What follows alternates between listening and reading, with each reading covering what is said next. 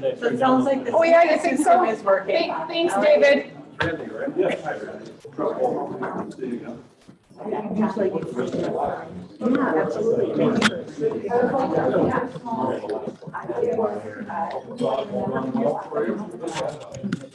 You know what? I thought of it this morning and I was gonna, because Aaron thought it. Yeah. And I was gonna send you a message. I just turned it on. That was what that beautiful announcement was. Is that the one where you have one person for the public share your knowledge? Yes, anybody. But do people forget that? Do you do it for Memorial Day? Memorial Day is supposed to pass. Veterans is supposed to go. So it makes more sense to me on Memorial Day. You say you did turn this on or you didn't? Oh, that I did not. Exactly. The Zoom I just turned on. Today. Yes, I was asking, yeah, I think most of it. But. I know you know. Happy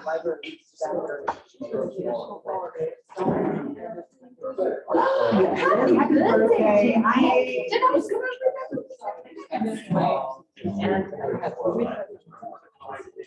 One of them is same day, same birthday.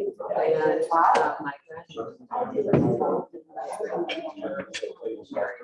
Wow. And my niece was delivery day. So 7:30.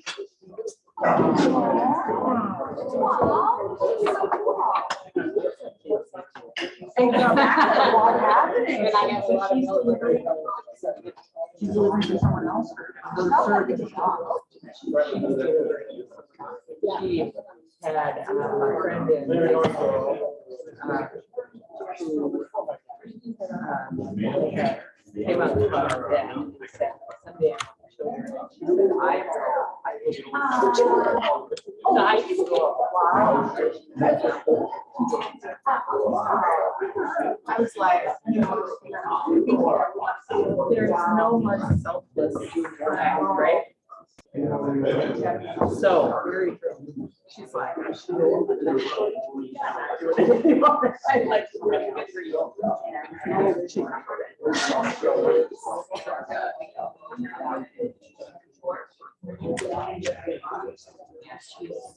Everybody, tell her. Yeah, I think she's like, yeah. I said, how about Hello, my name's Amber. Not that she didn't want to. How are you, Bill? Doing well, thank you. Good.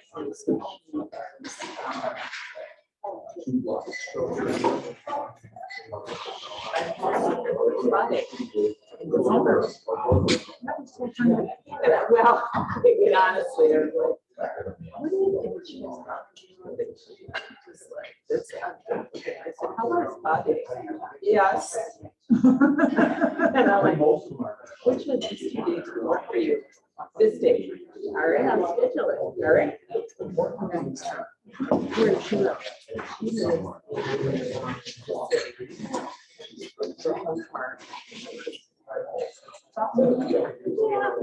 So I saw in your, one of your last.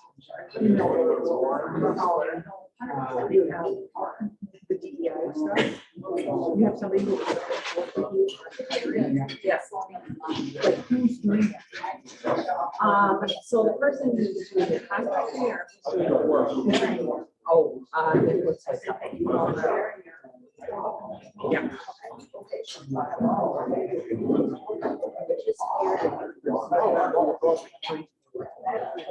So we can expand and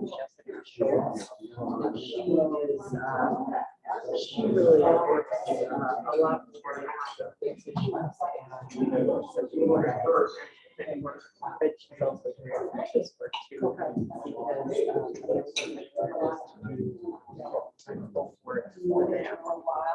Next semester. So Nicholas, I mean, you know, I mean that in a good way. Yeah.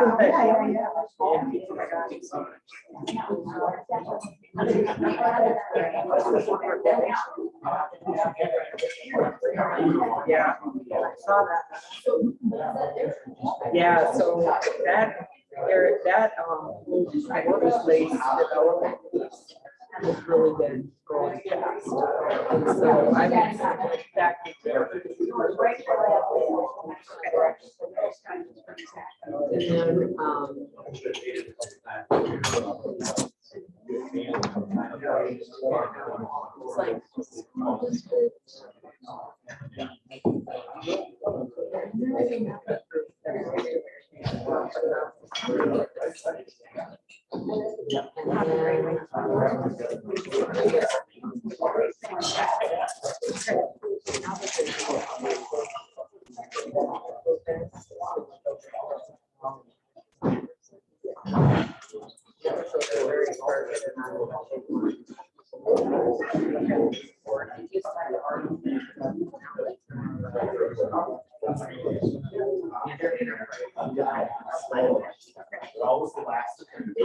then, it's like, and so they have very targeted areas that they are focused on.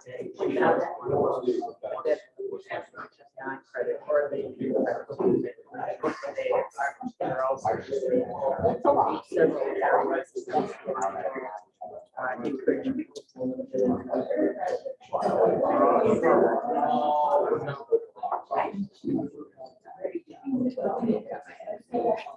I just forwarded it to my team.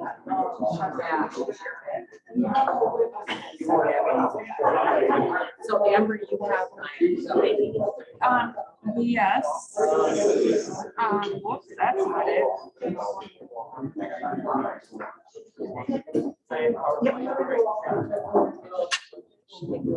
Yes, okay. yes. Oh, yes. Yes. So.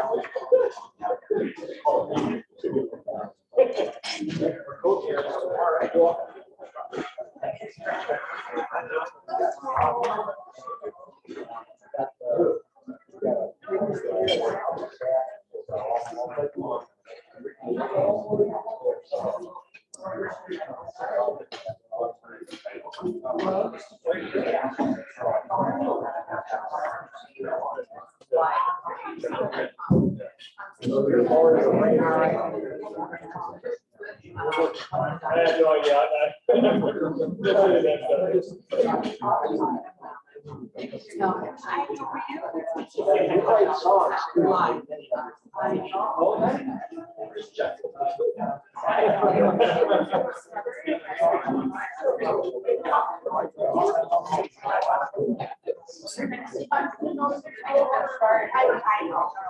Mark. Good, how are you? Yeah, you bet. Did you see, I didn't send it to you, Mark, Drew sent email on your past. Link to sign ups. It's that same link to sign up. That one. Yeah, that's the only way to monitor. Just so you know. A lot of people used to go to the website.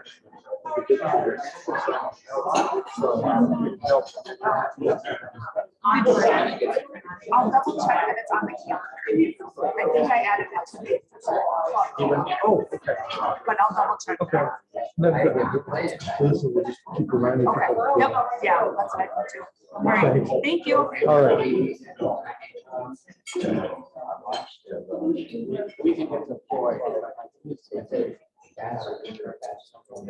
Hello, how are you? Lady in very shades of purple.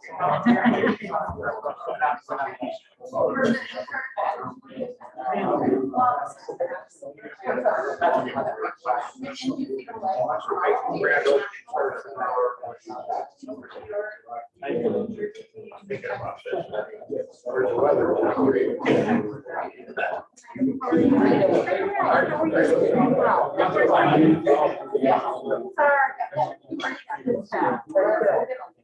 a good way? Yeah. I was telling, I read 3 days.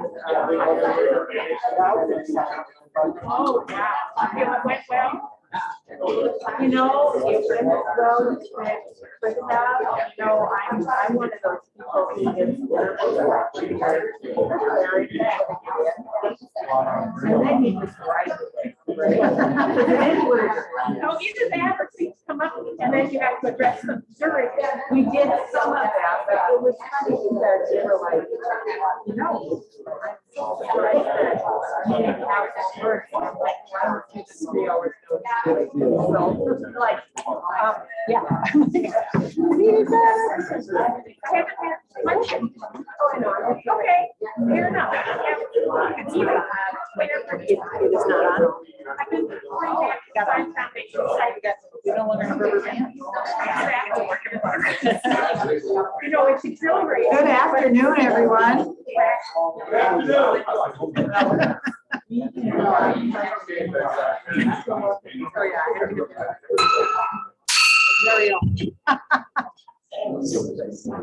Good afternoon, everyone. Welcome to the November 11th midday meeting of the Rotary Club of Rochester. I am Audrey Betcher, the president of your club. To get things started, Jim Sloan will lead us in the 4-way test. Please join me. Of all the things we think, say, or do, first, is it the truth? Second, is it fair to all concerned? Third, will it build goodwill and better friendships? And fourth, will it be beneficial to all concerned? Thank you, Jim. Christine Erke will provide a reflection.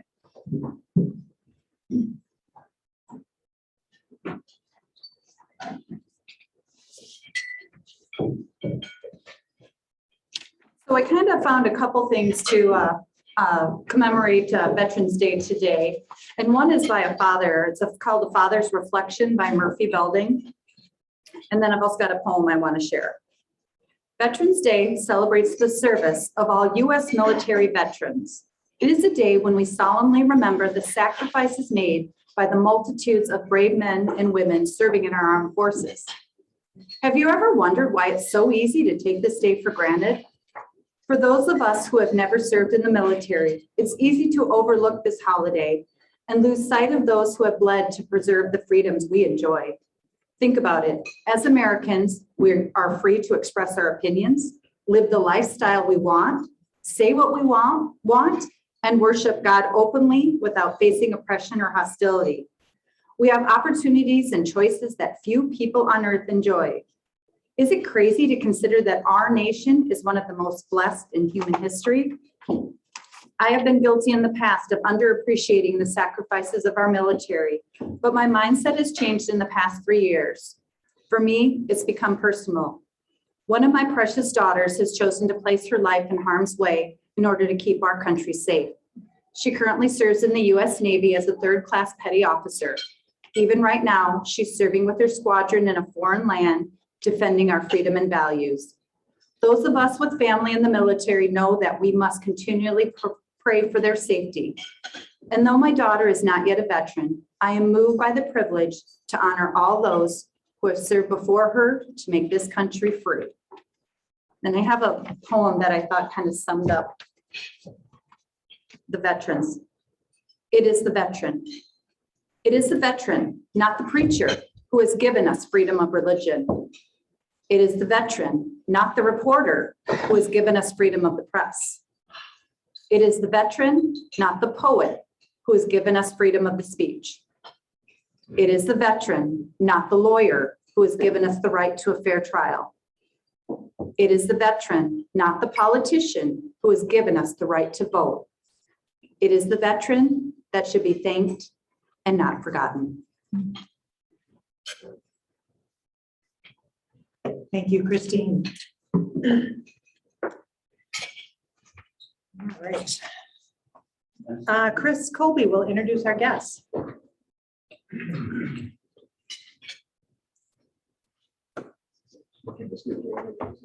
I don't see me. I just need this. Yes. talk here. Good afternoon, everyone. I'm pleased to introduce Randy Weeda, who's a second-time visitor from a suburb of Kansas City. Randy has been here in Rochester for several weeks at the Mayo Clinic going through radiation treatment. So welcome. And are there any other visitors at this time? I don't see any hands up and I don't see any on the screen. So let's give Randy a welcome. And he's headed back home after today, I guess. And so hopefully he's healed up and in good shape, and we won't see him here for Mayo Clinic visits for a while. So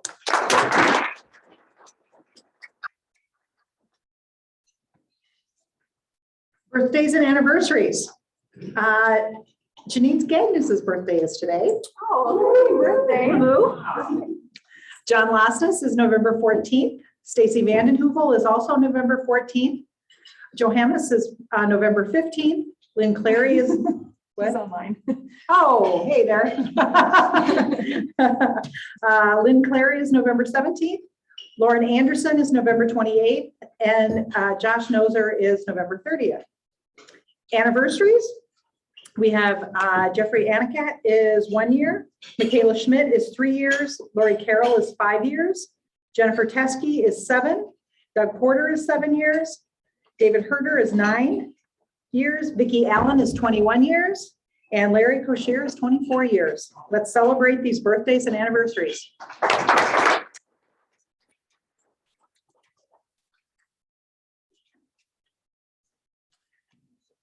The memorial service for Rotarian Don Schultz is this Saturday at 11 a.m. at the First Presbyterian Church. Greater Rochester Road GRR has a new project, Plastics for Benches, and they're looking for our help.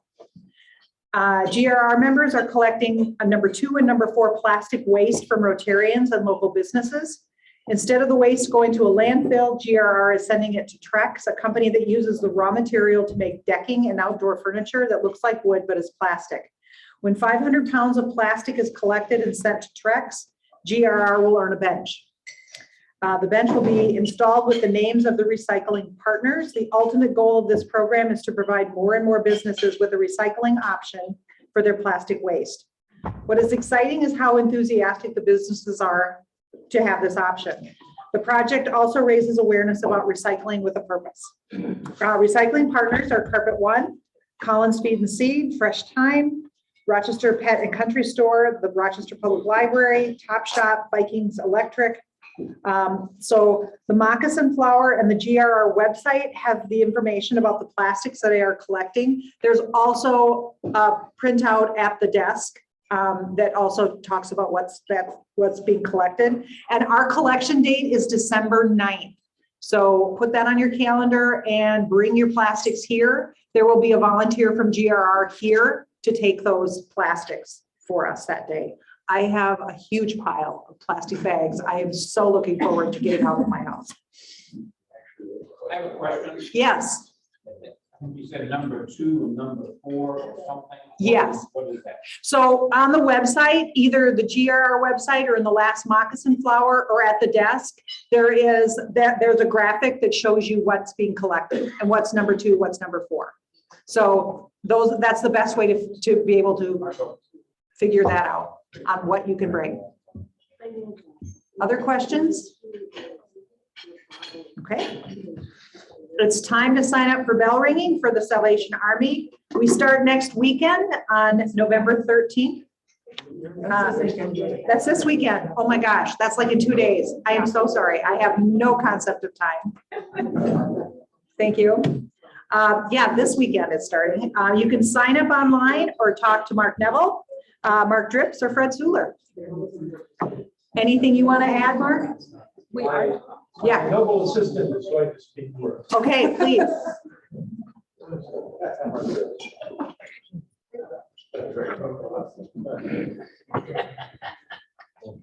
Good afternoon, everyone. So yes, bell ringing is starting this Saturday, Hy-Vee 37th Street. We are full to the point where we have at least one bell ringer at a time.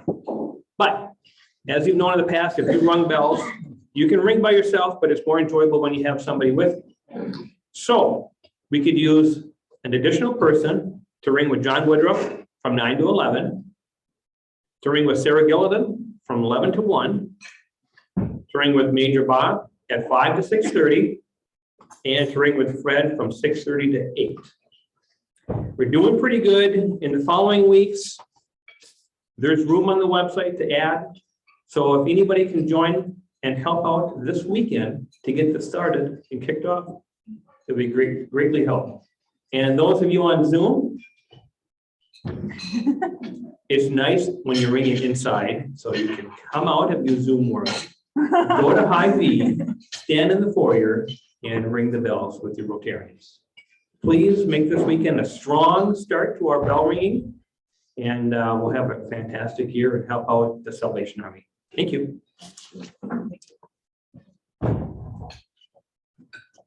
It's also time to start signing up to volunteer for the Holiday Classic. The sign-up link was sent in an email to you from Tamsin. A reminder that the number of hours we volunteer directly impacts the amount of money that comes back to our club. And we need 51 slots filled, so we still have a ways to go. I do appreciate everyone who's already signed up, but we do have 51 slots. So that same email from Tamsin has the link to pay for your 2 Holiday Classic tickets. Please, you can either go to that email or you can actually just go to the website, pick the event, and it'll allow you to pay for the tickets there. You can use the tickets, give them to family or friends, or donate them.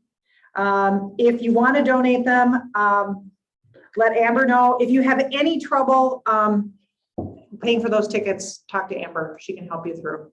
She can talk to you. Okay. Yes. Audrey, Yes. in the past, an invoice has been sent to us. Will that not be sent at all? So we That just will have to not go- be sent at all, Okay, but we are keeping track okay. of who is paid and when. There is a deadline to get into the program, which is when? December 1st. Probably December 1st. Okay, so if you want to be listed, you have to pay the $20, or I'm sorry, the $50 by December 1st. The easiest way, I know the link that went out in the email had some issues. The easiest way is go to our club landing page in Club Runner, go to the calendar, and then go to December and look for the classic. Once you click on that, you'll see online registration, just like we do for Lunch Now. Yes, Chris. So will tickets be sent to us, or are they just gonna be on a list that we? So if you want to use your tickets, we will have a list of those people at the event, and you can get them there. If you don't want to use them, then you need to email the Rotary email so that we know what you want done with those. They can go in a pool. I really wish Tamsin was here. They can go in a pool. You can say you want to donate them to one of the nonprofits. You guys are way more familiar than I am, but if we don't hear from you, we'll assume that you want your tickets and they will be at the gate for the event. Thank you. Great clarifications. So look for that email from Tamsin and we'll make sure we send it, Yeah, we'll I'll send a another reminder. one. Yeah. Okay. And don't forget, there's also Rotary gear. There's an online store that has both Holiday Classic logo gear and Rotary logo gear. 10% of each order will come back to the club. So another way to support the Classic and the club. During November, with every $100 you purchase in Quick Trip script cards, our club will receive $10. That's double what we usually get. So whatever amount you wish to purchase, Amber has them here today. There's small denomination cards, which are good for like Christmas presents and things like that. I will be placing another order here probably tomorrow. So if you want some $100 cards, I know filling up your tank of gas is probably more than $25 now. So maybe you want the big ones just so you can pay right at the pump. I can order those too. Okay, so talk to Amber. And it's not too late to support Polio Plus. The district has extended the support date for Polio Plus to November 20th. And if you contribute at least $100 to Polio Plus, the donation will be matched 1-to-1 with recognition points. And if you donate at least $365 to Polio Plus, the district will utilize recognition points to make the donor a Paul Harris Fellow. You can donate online, or you can write a check to Amber. All right, our member highlight today is from Janine, the birthday girl.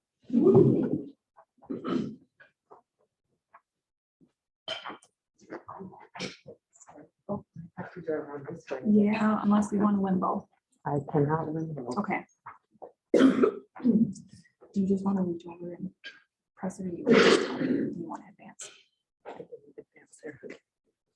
Hello, everyone. I'm Janine Gagnes.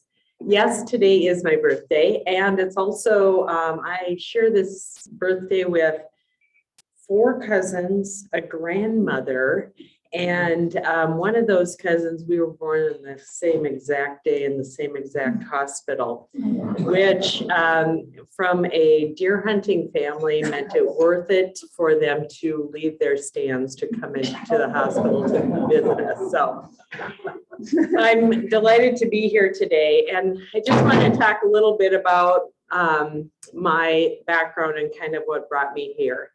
So let's start with the best Christmas ever. I remember it clearly, you know, every year. It was probably October, I think October or November. So the big catalogs would come. They were all glossy and they had all the toys, right? They were awesome. So they'd come to the house, my mom would hand it to us, and we would look through and we would find what we wanted that year. Well, I was in the 4th grade and there was only one thing I wanted, because I grew up on a farm, and on that farm, my whole world was about curiosity and exploration. So I put one thing on the list, and that was a microscope. Now, they weren't particularly fancy, but it meant I could explore some more. And so I put one thing down, my microscope, and I got a low-end microscope for Christmas that year, and I loved it. It was way better than the hot toys of the year. That year, by the way, was the Cher doll and Stretch Armstrong. So that'll age me, right? Anyway, so I was delighted. And when I got it, I was also able to talk my 2 younger brothers into exploring with me. So we explored the outdoors, and I don't know if I'm doing something. Okay. I was exploring the outdoors, the ponds, and I had a couple volunteer blood donors with my brothers. Okay, so, you know, a little coercion never hurt. But it was a great time, and we continued to explore through those years. That was actually the foundation of how I'm going to try to advance this. That's the foundation of my story. I'm sort of one of those people who is always exploring and very curious. So this is my family. I grew up on the farm, and that's a classic photo of my dad. That's actually my dad. It's an awesome picture of him. And when he sold his herd, we all went to together to visit the place where it was sold, and as we sold the farm, and it was a family event. This was our whole life for several years. So probably since I was kindergarten, we moved on to that farm all the way through, well, I was probably out of high school, maybe 15 years when he sold it, so a long time. But this is our family, and it was way up in northern Minnesota. I always tell people that I grew up in a place that was closer to Winnipeg than it was to Minneapolis, so north.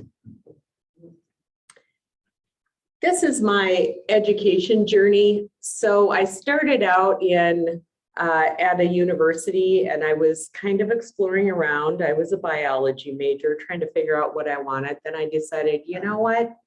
I really need to figure this out. And I started an LPN program because I thought I can do this for a year and sort of get it together and figure out if I want this nursing thing or not. I did love it. So I continued on and did my associate degree and bachelor's degree. And then I went and I started working. I've worked in acute care, long-term care, school nursing, public health. And then frankly, in public health for many, many years, something happened that was really the turning point in my career.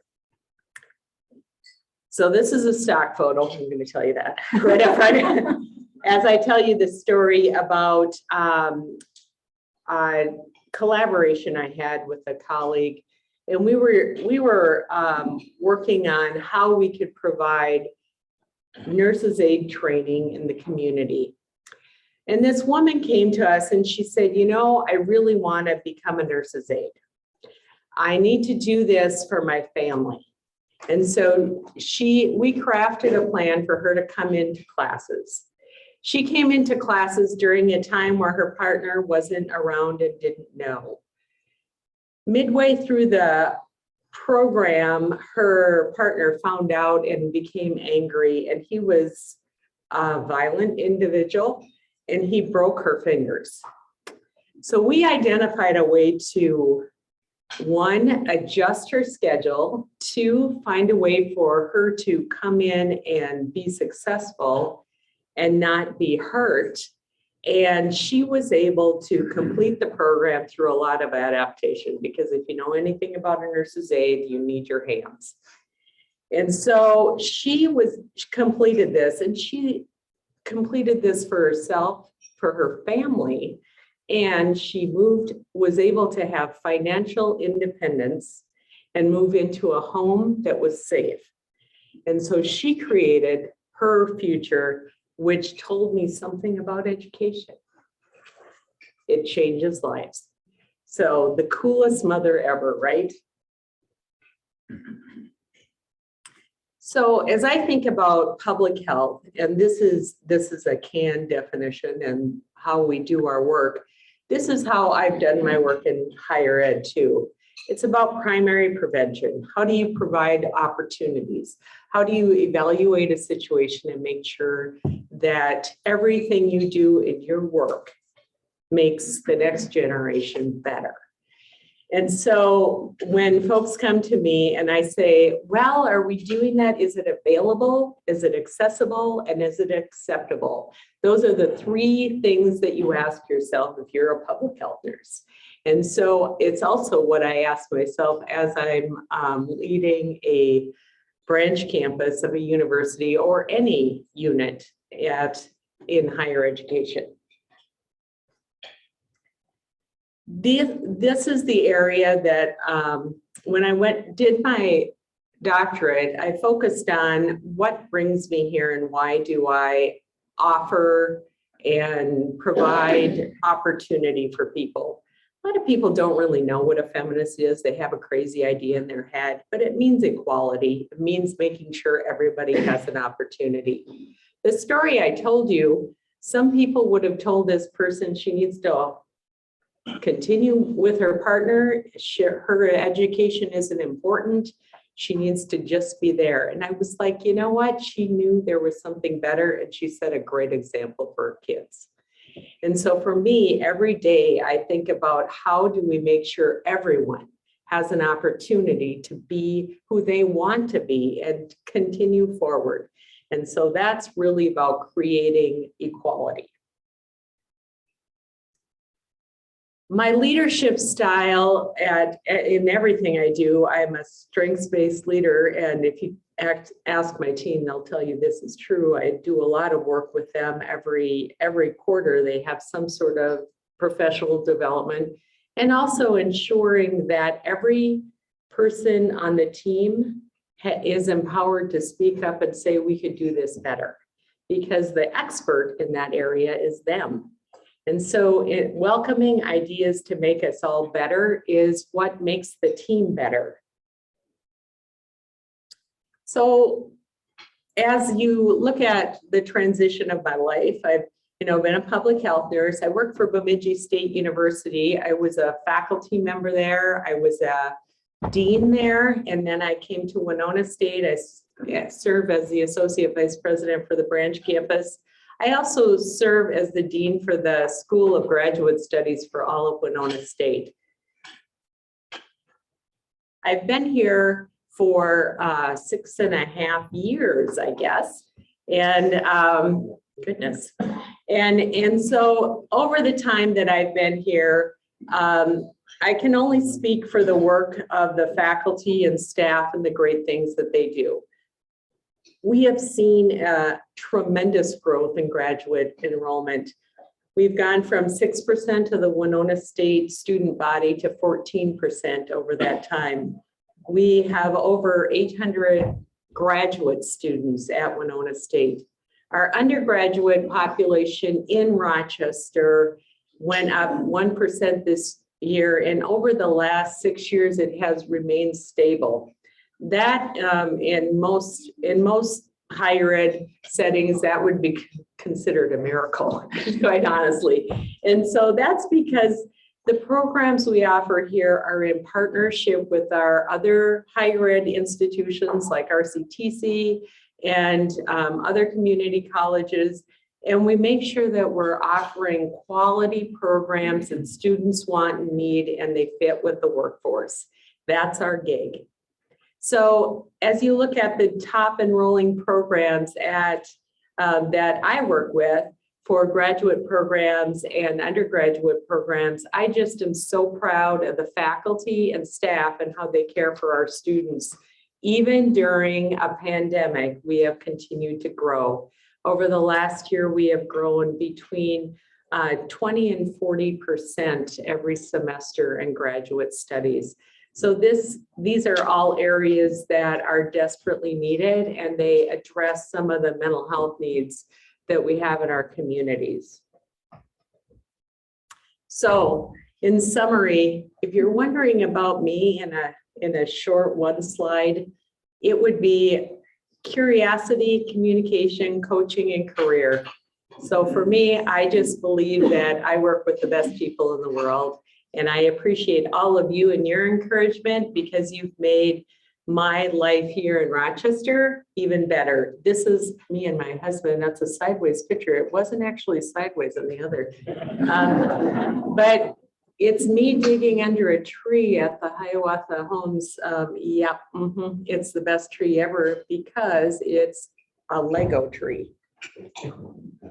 So with that, I thank you so much for your time. And if you had any burning questions, I'm always open to that. Thank you.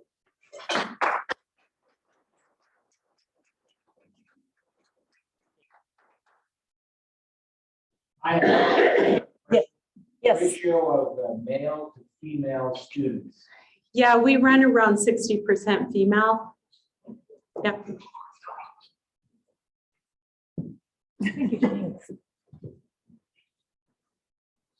Thank you so much. Next Thursday, we'll be having our small group Thursday, our small group third Thursdays. All meetings are from 11:30 to 1. You can show up, we can show up anytime there. For the social, lunch will be at Twigs Tavern and Grill. Education, Carolyn Bailey will be leading a session on tips and hints for adding a new puppy or dog to your family. She'll answer all your questions. So the service project will also be at Centerstone. Carolyn's program will be at the Alpine Room at Centerstone Plaza Hotel. The service project will be at Magnolia Room at the Center. Now, we have to put up our Christmas decorations. What's that? Evergreen. We're gonna be in the Evergreen. Evergreen, okay. Upstairs on the second floor. We'll get that updated. Okay, so for the service project, you get to tap into your creative side. The service project will allow people to purchase or create holiday, Thanksgiving, or Christmas cards to be given to seniors of the Meals on Wheels. Bring paper and markers or purchase cards to write notes. They can be simple or as complex as you'd like. For those happening at Centerstone, you can bring your own lunch or order from Twigs. And if you are gonna order from Twigs, it's recommended you order online ahead of time, so your lunch will be ready at the start of the meeting. I will be your host for the virtual option. John Biewen, we're gonna watch a TED Talk from John Biewen on the lie that invented racism. John Biewen will actually be one of the speakers at Wit, Wisdom, and Wine this year at the library. And John grew up in Mankato and directs the audio program at the Center for Documentary Studies at Duke University. He's the host of the podcast Seen on Radio, and I'm a huge fan, so I'm super excited. So we'll be doing that next Thursday if you're going to do the virtual option. And the following Thursday is Thanksgiving, and then we're going to be back here on December 2nd for committee meeting time. So, and we're encouraging all the committees to meet here at the Country Club. We'll just set up tables around here and you'll have your lunch and be able to work on projects. Are there any other announcements that I missed? All right. Our scheduled speaker today is actually unavailable due to illness. So in honor of Veterans Day, we're going to celebrate our veterans. Mark Drips is gonna be our MC. And if you're a veteran, we're asking you to come forward and to talk about your service. So I'm gonna turn it over to Mark, who's been very gracious to say yes when I asked him today. I may not get asked again, but we'll find out. So what I'll do is I'll walk around the table and I probably want to turn the I'll follow. follow me around, okay. Yes, Veterans Day, everybody can kind of remember it's November 11th is Veterans Day. We used to have a really good program on Thursdays during that time. And we have quite a few veterans in our club, quite a few. And unfortunately, I think COVID's probably, Veteran Day is here, but COVID, we're kind of still coming off our slump, trying to figure out what we're going to do, but we're not going to forget them. I'm going to start with our members on Zoom. If you could unmute yourself and just say your name and what rank you were and what service you were in. And if you have a little story that you would like to share. Anybody up there? Frank, I think you were, weren't you? I served in the Air Force for 2 years, San Antonio, Texas. I don't know how to turn that down. Do you have any stories you want to share? No, it was actually a good experience for me. Wilford Hall was a major hospital for the Air Force at that time, and I was already a neurologist, so it was a good experience. Very good, thank you, Frank.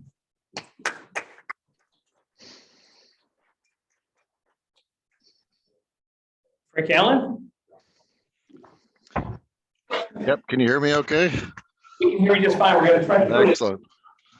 Well, it's sort of like technically I'm a veteran, but then again, I'm not. I served as a second lieutenant in the Signal Corps, 1984 to 1996, but also served in a training brigade. But and started out as a lieutenant, of course, got out as a captain in the reserves. But my cute little story has to do with Desert Shield, Desert Storm. I got activated.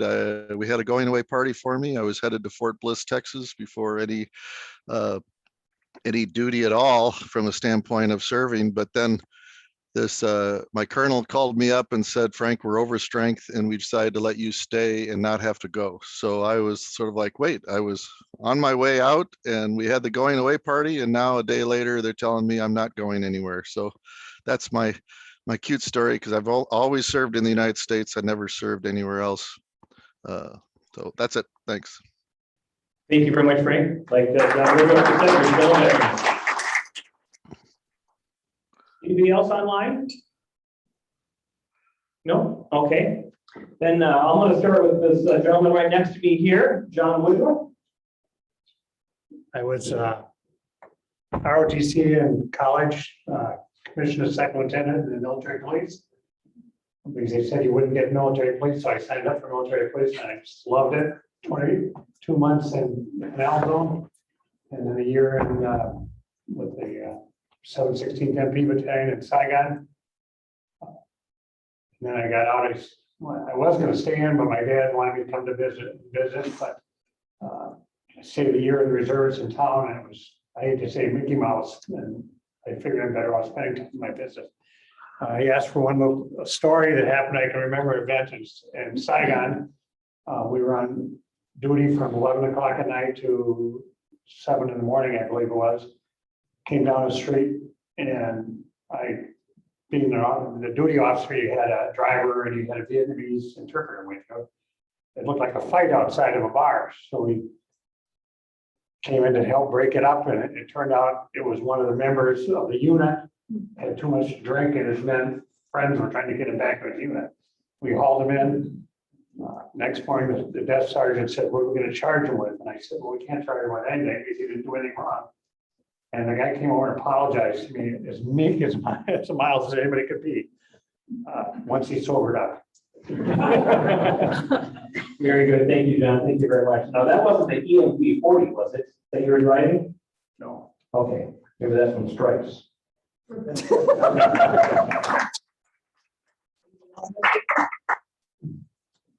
Matt? Man, nobody on this table, okay? Your phone? Yeah, I was one of those things. I was a 6-month ROTC officer. Therefore, I'm not really a retired type. I don't qualify for veterans, but I call myself a half a veteran. It was an interesting experience, and I'm glad it's over. Thank you, Jim. Veterans over on this table here? No? I was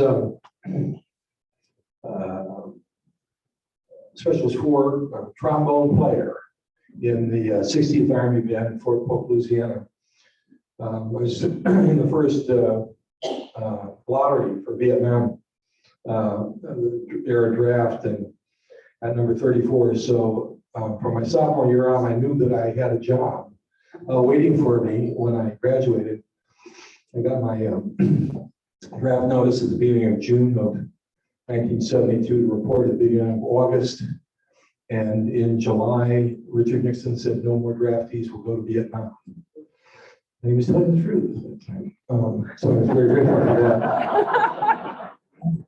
And I wound up sharing sort of a legacy. My father was a navigator on a bomber crew that was scheduled for the invasion of mainland Japan. They were headed over in September of 1945 to drop the bombs in August, and he never had to leave the States. So we were both very fortunate. But I'm sort of like Jim. It was a worthwhile experience, but I didn't find it worth repeating. I left after my 2 years. Thank you very much, Mark. Let's get over here. I am not a veteran. I am not a veteran, but I want to echo what Christine said. You know, until you have someone in your family that is a veteran, you kind of think, oh, yeah, I see that stuff about veterans. And I'm doing a reflection later on today. And I think that, you know, we have 340 million people in America, and 1.2 million, I think, are active. There's a very small number of veterans that are actually active in the military. So there's a very small number of us that have ever served. But my father was a veteran. You may have heard me mention this before. He was in World War II. And you may have heard of a movie that Steve McQueen did in 1965 called The Great Escape. The Great Escape. That was filmed in, or that prison, that Stalag was in Poland. My father was in the Stalag next door to the, where the movie based on that Great Escape was. So it's pretty amazing when you do some research about your parents, if you can, and find out where they were. So. Very good comment. Anybody else have anything else they'd like to share today? Karen? Well, obviously, I'm not a veteran, but when I was 5 years old, my brother was 4, my little sister was 2. 2 of my aunts, my dad's sisters, they were twins, nurses. They went into the service, and that was affiliated with the Air Force. And they were out in New Guinea, and I forget where else. And my other aunt, my mother's sister, went into the wax. And I can remember she didn't like it very well, but we would say, "Aunt Mer is wacky." And an interesting follow-up, it just shows that if you're friendly and talk to people, you learn lots of things. And I was exercising in the Mayo exercise place next to Dr. Anderson, who is deceased now. And we were talking about his service in the Far East. And I said, oh, you know, 2 of my aunts were over there. And he said, oh, what was their name? And I said, Lila and Lily Anderson. And he was Dr. Anderson. And he said, oh my goodness, they were the most famous nurses in the whole Far East because they were so beautiful. And they were in every magazine, you know, every publication that they did. And I never would have known that. It's very good. Thank you, Karen.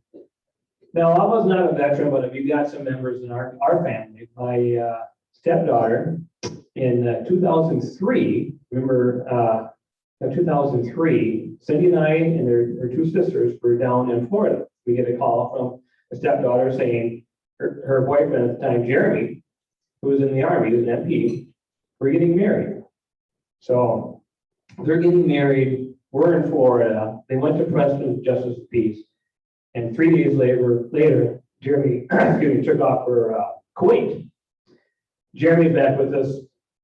He's been fine, but he's one person that does not talk much about his service. And there's a lot of gentlemen, a lot of people do not talk about, you know, what happened back in those days, where they're at, even just in 2003. And I think he saw a lot of stuff that he doesn't want to share. Also got a granddaughter whose dad was also in the service. And he shares a little bit more. He's a little more outgoing, has a little bit more to say. My grandfather was in World War II, and back in, I think it was 86, we took a trip over to Europe looking for a press. And while we were there, we did a little bit of sightseeing, areas that he had been. And he came across Normandy, is what I understood. I should have asked him a little bit more about all this too. He came across Normandy. He did not recognize Nice, France at all. He was sitting on a park bench and he says, I don't remember the city at all. It was not like it when I was here. We're driving in the countryside and he sees about a 3-story barn and I don't know how he could probably figure this out. He says, we lived in that barn right there for a while. And I don't really know exactly what he did, but he did tell me one day that he was walking in front of tanks with bayonets on their rifles, sparing hay bales. Or whatever, and I'm like, wow. So if you ever get a chance to talk to somebody, find out the history, which is stuff that a lot of us veterans do not know at all. There's more to it than we hear, even in the books. There's so many stories. It'd be fascinating if we could actually hear more stories than what are actually shared. So thank you, all you vets, for participating with us today, sharing your story, your service that you had in the past. If you see a vet, if they're wearing the hats, a lot of them wear their caps, thank you for their service. It's very special to them. They may talk, they may not talk, but I know they'll definitely say thank you. Anything else for us? I'd like to. Seems like a good time to make a connection to Rotary, right? Sure. So, as I think about Rotary, and we've done several surveys about why we belong to Rotary, and mostly it's about service, right? So AARP has put out a list of how you can serve or be a volunteer or care for veterans.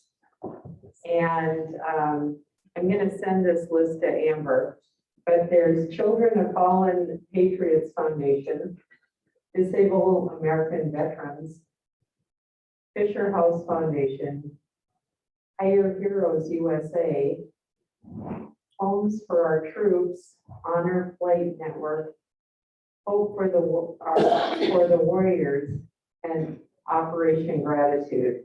As you think about the work we do as Rotarians, I think it's also important to remember that there's some great ways that we can support our troops.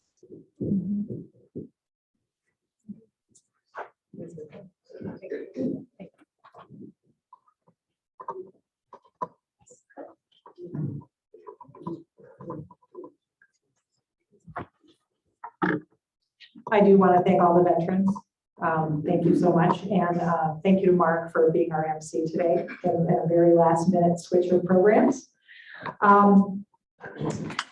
As we close out today, I want to give thanks to all who assisted. Mark Drips was our greeter, Jim Sloan for leading us in the 4-way test, Christine Erke, who provided the reflection, Chris Colby for introducing our visitors and assisting at the visitors table, John Woodruff, our sergeant at arms, and for working at the visitor table.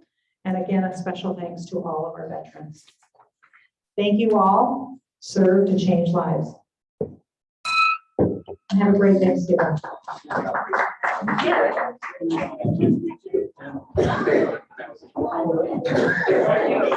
I should have sprayed.